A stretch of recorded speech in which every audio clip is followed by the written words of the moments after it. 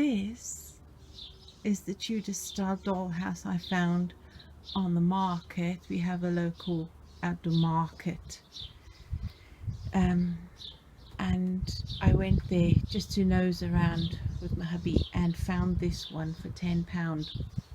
The whole roof though was covered in this very nasty burgundy reddish paint.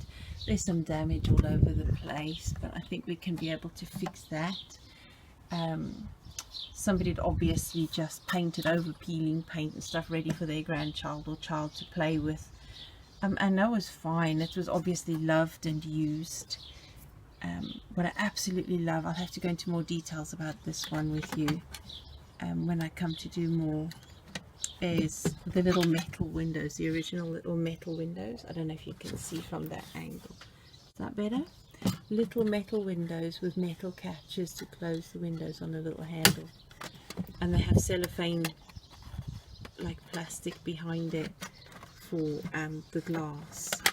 So I'm going to replace the glass. I'm going to take these frames out and fix them up when the old cellophane is out, because this is pretty nasty stuff, if you can tell. It's all warped and horrid. This can be completely stripped down. There's these handy little hinges on the side. You open it up and there you go. It's made out of this hardboard stuff, so I'm thinking it was probably made in the 50s, 40s, 50s somewhere. I'm not sure. There's no maker's name anywhere or anything, so it's all obviously been stripped out over the years and looking really bad inside. And I will close in this bit here with some wood. It all needs to be rehung with new hinges because they're not very good. This is bowed, this, and I'm going to cut some out to put some stone pavings in there, and it's all very pretty. So I absolutely love it, and I'm playing with turning the roof into a hinge section at the back for some wiring looms for lights, but you could also get magnetic light chandelier fittings with batteries in it that you can just touch and they turn on. So I'm going to get those, I think, but it all depends on what I do, because I've been toying with, I thought I was going to restore it to a proper Tudor style house, and there is so many accessories you can get for Tudor dolls houses. But when I saw another bloke who'd done a similar thing, and he did it to such accurate detail, and the amount of work and the money that must have gone into it, I just thought, oh, that is going to cost way too much money for us to be able to do that standard. But what I thought was, even today there are people living in real Tudor houses now in their modern lifestyles. They don't have their Tudor houses fitted out to authentic Tudor, you know, accessories and stuff, because they live in it today in the modern world. And I'm thinking, why don't I then turn this Tudor house into a Christmas grotto? And so that is what I'm going to do. And I did look on the internet for the accessories, and it is more difficult to find Christmassy accessories for dolls houses, but we can be very creative to be able to create the things we need for a Christmas grotto in a doll's house, because I have seen some really lovely Christmassy doll's houses, and it just takes a little bit of imagination and ingenuity. So that is what I'm going to do, and hopefully this will be finished by November this year, so that I could be able to sell it and make some money to pay for other projects in the garden for next year, so that we're eating less into the housekeeping money to do projects and more into doing this kind of thing. If I can find more dolls houses, I'm telling you, I'm going to grab them and do them up, because I think this is something I could seriously get hooked into. I just love it. So that is what we're going to be I am going to be doing, and hubby will help me where I need his help.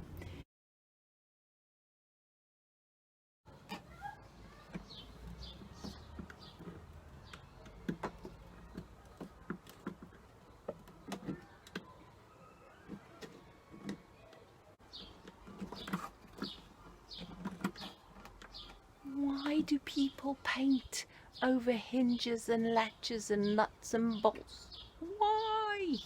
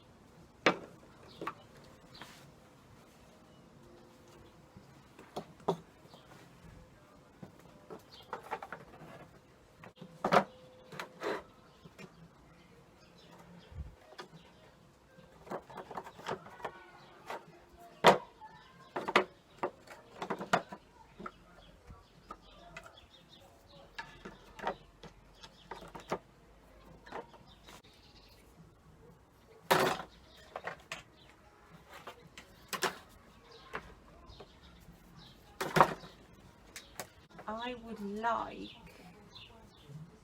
to, if it's possible, if we could figure out a way to hinge. I know this goes that way, but I mean, if we could hinge that one from the back, so I can put in the battery box with the lights or something, or just screw it to the back, but just maybe hinge the front bit. If we can put in a block of wood there with hinges, so we can make a room out of the top level as well, both sides. Obviously, I've been stripping the paint off the dollhouse that I took apart, the Tudor one. So I'm waiting for the paint stripper to work properly. I think I might have to end up sanding most of the parts anyway. So that's exciting to do. Some of the stuff I can just sand off anyway. And then another coat of something else. And this is not much better. Oh gosh, this is the second layer of green paint coming off. And there's another layer of white underneath. Good grief, don't people sand before painting? Oh. And we've also been making, well, hubby made for me out of pallet wood some planters, 2 planters, which will eventually go either side of something in the middle of a water feature, and the mirror in the middle, and then the strawberry tower at the back on either side above the planters. So we've made a start on the strawberry tower eventually, and very shortly these tins will become the strawberry tower, and even I might even make a tower this side of the door with some of those tins, and even somewhere else, you never know. Oh, such a lot of work to do on these. So once I've stripped off everything I can, I'll clean it off, then I'll sand what more I can, and then we'll get started with making the patterns out of brown paper or whatever paper I can find, even if it's wallpaper.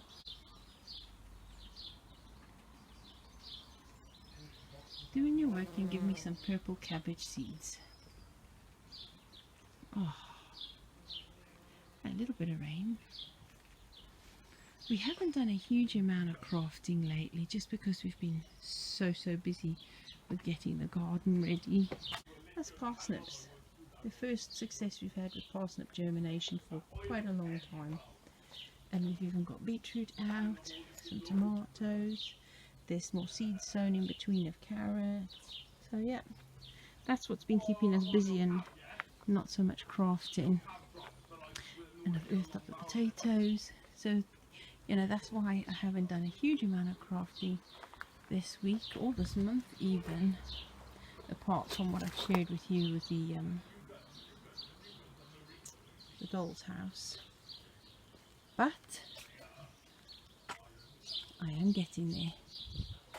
So the next video you see to do with the crafts, I should at least have the dollhouse completely stripped, sanded, and made some patterns ready to keep for making brand new ones, and I can get on with sorting out and restoring this one, or rather renovating and improving this one.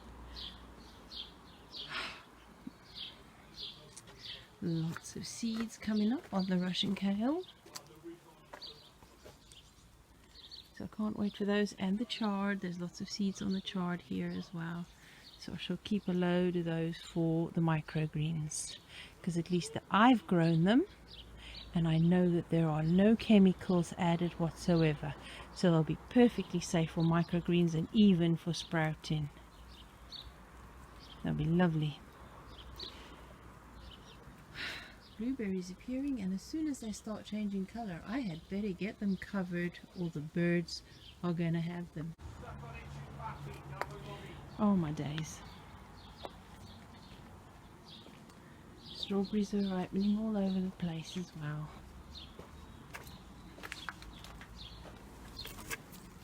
And they are delicious, even if not 100% ripe. They're still way more flavoursome than what we've bought in the shops lately.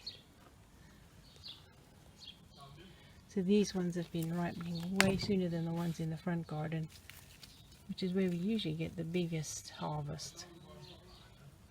Very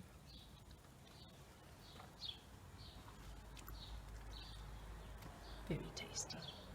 Until next week, which will be my semi-annual catch-up, because I'm doing a catch-up video on how we're doing and the plans and things that I usually do at the end of the year, beginning of the year, and a review of where we've got to, how we're doing so far, and if there are any changes come in to those plans or needed or adaptations. And I was reading through some of that stuff this morning from what I'd written before and thinking about it and doing a walk around to see and listing what we have achieved, what we haven't yet, what's changed. And actually, I think we've achieved quite a lot since December. So I'll share that with you in the next video. Oh, hang on a second, is that a goldfinch in the... Oh, there's a goldfinch in the tree. You can't see it from here. Oh,